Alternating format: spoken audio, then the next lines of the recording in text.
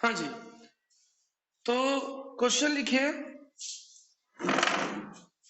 Magnetic effect of current का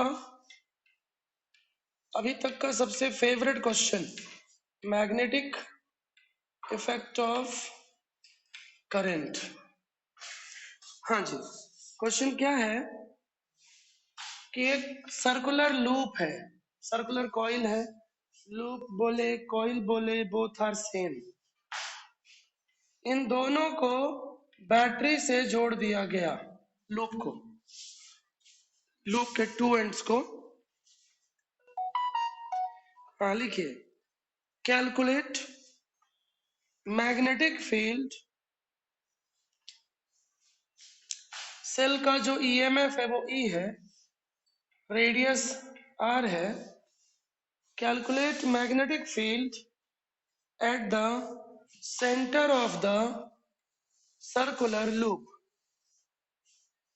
सो you have to derive, बहुत ही फेमस कंसेप्ट है, बहुत ही फेमस। जल्दी,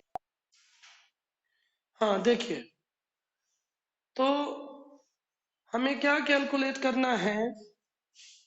आवाज आ रही है भैया? तो भाई बीच में क्यों चुप हो जाते हो यार, बोल दिया करो ना। सर्कुलर लूप के सेंटर पे हमको मैग्नेटिक फील्ड डिराइव करना है। बात समझ में आई? ठीक है, अब समझिएगा। ये क्वेश्चन जितना आसान दिख रहा है उतना आसान है नहीं। इसको ले लो ए, इस पार्ट को ले लो बी, इसको ले लो सी, और इसको ले लो डी, इस पोर्शन को। ठीक है, अब आप ध्यान से देखिए, बैटरी को लगा दिया गया है कहां पर? पॉइंट ए और पॉइंट सी पर। तो यहां से करंट आएगी और उसके बाद करंट क्या होगी? दोनों सेक्शन में डिवाइड हो जाएगी। लिखते जाइए, लिखिए, जो करंट है वो दोनों सेक्शन में डिवाइड हो जाएगी। समझ आया? तो arc A B C and A D C both should be connected in parallel, ऐसा माना जा सकता है, क्योंकि करंट अलग अलग फ्लो हो रही है। मतलब ये दोनों पोर्शन किस में है? पैरेलल कॉम्बिनेशन में है। रेजिस्टेंस चैप्टर आप लोग पढ़ चुके हैं, समझ में आया? पैरेलल में है तो दोनों का पोटेंशियल सेम होगा। इसका ले लो V1 और इस आर्क का पोटेंशियल ले लो V2। तो हम ऐसा लिख सकते हैं क्या? V1 is equal to V2। इस चैप्टर का अभी तक का सबसे अच्छा क्वेश्चन है। V1 is equal to V2 कहाँ होता है? In parallel combination. ये दोनों सेक्शन पैरेलल में कहलाएंगे, ए बी सी और ए डी सी। ठीक है, इसकी लेंथ ले लीजिए L1 और इसकी लेंथ ले लीजिए L2। ABC की लेंथ L1 और ADC की लेंथ L2। ठीक है, V is equal to IR, IR हो गया। ठीक, मटेरियल नहीं बोला है तो मटेरियल सेम ले सकते हैं। मटेरियल को कौन शो करता है? रो।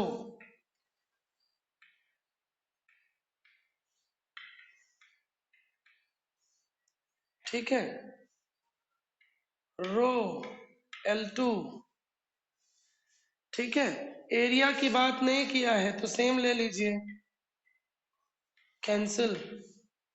रो भी कैंसिल। रो कैंसिल क्यों? क्योंकि सेम मटेरियल का बना होगा। यदि क्वेश्चन में ये बोल देता कि दोनों सेक्शन डिफरेंट मटेरियल का बना हुआ है, देन रो 1 रो 2 करते।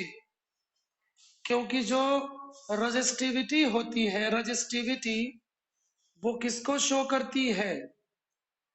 Resistivity depends on nature of material, पढ़ा चुका हूं करंट चैप्टर में। Resistivity is independent of length and area.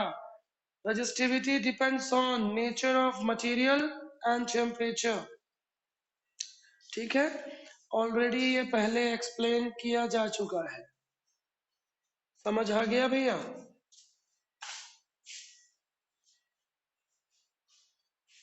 हाँ चलिए, तो यहां से सॉल्व करने में आ गया I1L1 I2L2 equation number 2।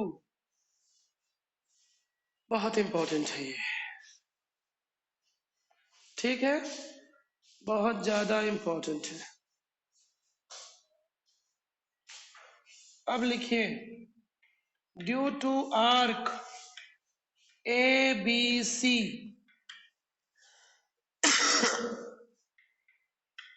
B1 is equal to mu nought upon 4 pi. कुछ बोलोगे कि बस मैं ही करता रहूं सब कुछ? आर्क की वजह से फॉर्मूला क्या होता है? I alpha by R. Copy के राइट साइड लिखो, आर्क मतलब कोई सा भी शेप, याद है? यदि बैटरी न जोड़ा होता तो उसको हम क्या लेते? लूप लेते। बट आर्क क्यों ले लिए? क्योंकि 2 पॉइंट्स पे बैटरी जोड़ दिया है, और कुछ हो ही नहीं सकता। स्ट्रेट वायर तो वो है नहीं। बोलो, ये आ गया? Similarly, due to ADC B2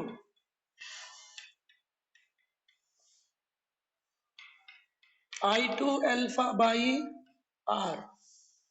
ये फॉर्मूला कहां से आ गया? ये आई थीटा ले लो, मैं थीटा लिया था पहले, थीटा ले लो, मुझे अल्फा याद है। ठीक है, कोई दिक्कत नहीं। हाँ, आई थीटा बाई आर या आई अल्फा बाई आर, अरे उससे फर्क नहीं पड़ता मालिक। सुन रहे हो ना कि आप क्या एंगल लेते हो? Theta 1 theta 2 doesn't matter. Equation बढ़ाएं क्या? बढ़ाना ही पड़ेगा। 3 इक्वेशन 4।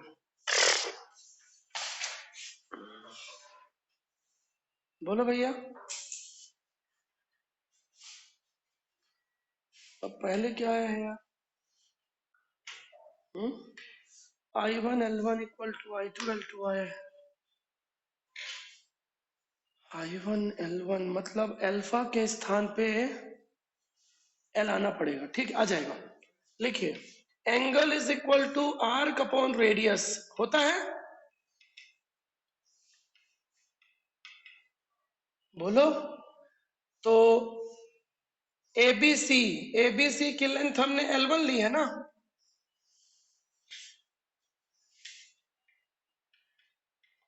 लिखते जाओ, कोई हार्ड नहीं है, लिखते जाओ। L2 बाई आर किसकी होगी? ADC। समझ में आ रहा है? जरा छापो मत, क्या कर रहा हूं वो समझो। कुछ बड़ा कुछ कंसेप्ट नहीं है। आई अल्फा बाई बड़ी बहुत फेमस क्वेश्चन है, बहुत ग्रेट कंसेप्ट है ये। आज की क्लास बहुत इंपॉर्टेंट थी फिजिक्स की, यदि किसी ने मिस करी है तो, हालांकि मैंने वीडियो रिकॉर्ड कर लिया है, भेज दूंगा। ठीक है क्या? ठीक, अब पुट कर दो। अल्फा 1 अल्फा 2 रिप्लेस करो, सब्स्टिट्यूट करो, सब्स्टिट्यूट करो। आर आर कैंसिल हो जाएगा जब पुट करोगे तो। नहीं होगा, नहीं होगा, नहीं नहीं सॉरी, नीचे आर स्क्वायर हो जाएगा क्या? कैंसिल नहीं होगा भैया, पुट करो। हाँ हाँ, आर स्क्वायर मैं यही कर दूं, आर स्क्वायर हो जाएगा और यहाँ आ जाएगा। अरे यार, अगले पेज में जाना ही पड़ेगा। पुट कर लो। जब पुट करोगे तो mu nought upon 4 pi I1L1 R square आएगा, और B2 आएगा mu nought upon 4 pi I2L2 by, check करो यही आ रहा है। हाँ, इक्वेशन 5th, इक्वेशन 6 क्या पुट किया गया है? बहुत बड़ी, बहुत टफ कंसेप्ट पुट किया गया है जो कि 5th क्लास में पढ़ाया जाता है। Angle is equal to arc upon radius. आ गया मैग्नेटिक फील्ड तो डिराइव हो गया।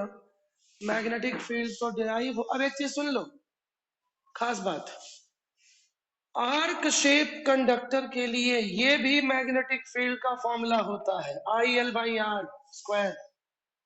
जब लेंथ दिया हो, यदि आपकी मेमोरी अच्छी है तो कंक्लूजन को समझो बेवकूफों। अभी तक हमने क्या पढ़ा था? Due to arc B is equal to mu nought upon 4 pi I α/R। I α/R। अब मैं क्या बोल रहा हूं? IL/R²। कब? जब लेंथ दी। बात वही है, बात वही है। जरूरी नहीं है कि इसको आप याद करो, लेकिन यदि याद हो जाता है तो टाइम बच जाएगा। नहीं समझे? हे राम, उठा ले इन्हें। ड्यू टू आर्क ये होता है formula. Alpha is equal to L/R put कर दोगे बे। समझते नहीं हो यार, समझते नहीं हो यार। एक ही बात, due to arc shape conductor, तो वही तो आया है, वही तो आया है। लेकिन मैं पहली बार पढ़ाया हूं इसलिए आपको पूरा डिराइव कराया हूं। हो गया? यदि आपको ये सीधे याद होता तो ये क्वेश्चन और इजी होता।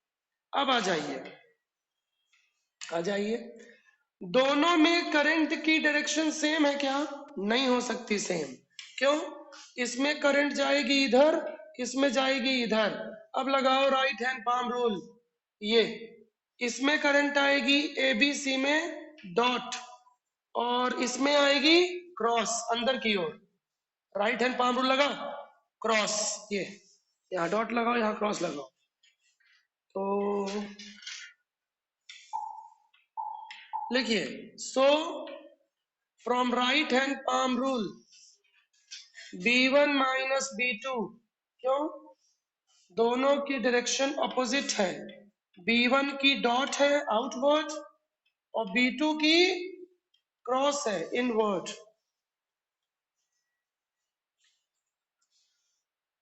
B2 की डॉट है, हाँ जी, समझ आ गया।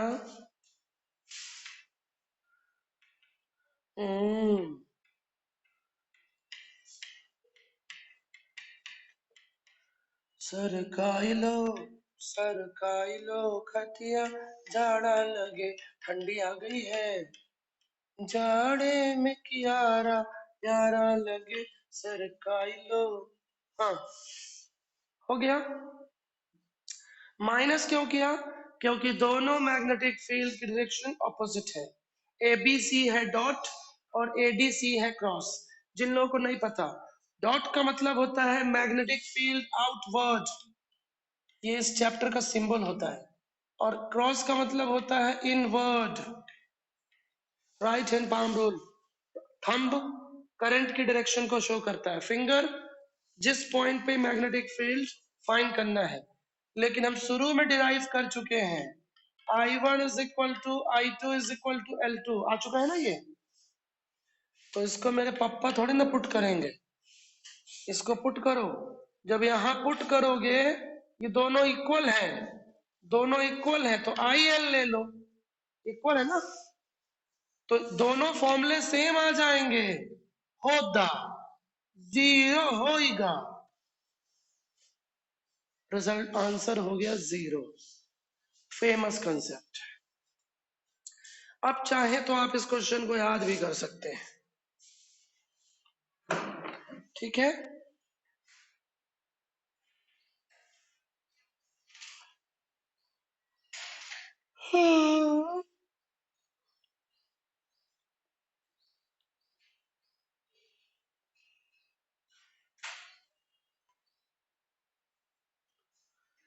हाँ, अब नीचे लिखिए ट्रिक्स।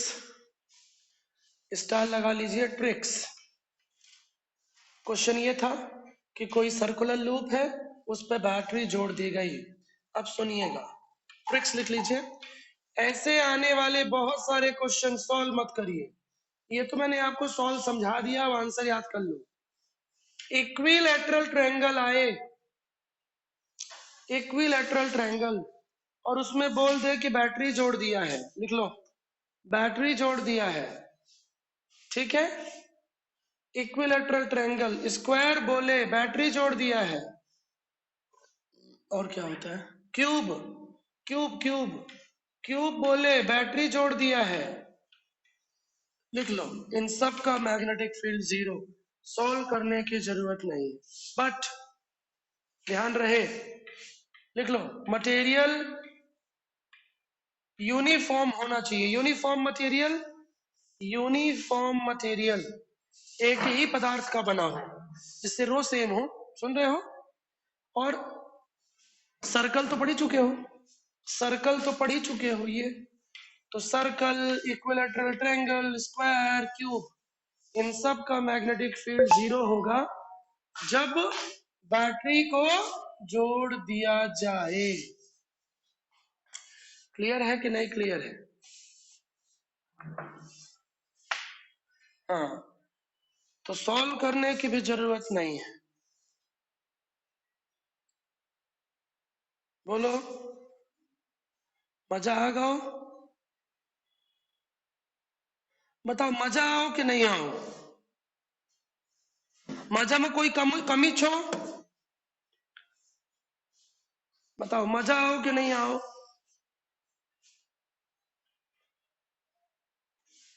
चलिए, तो यहां तक क्लियर है।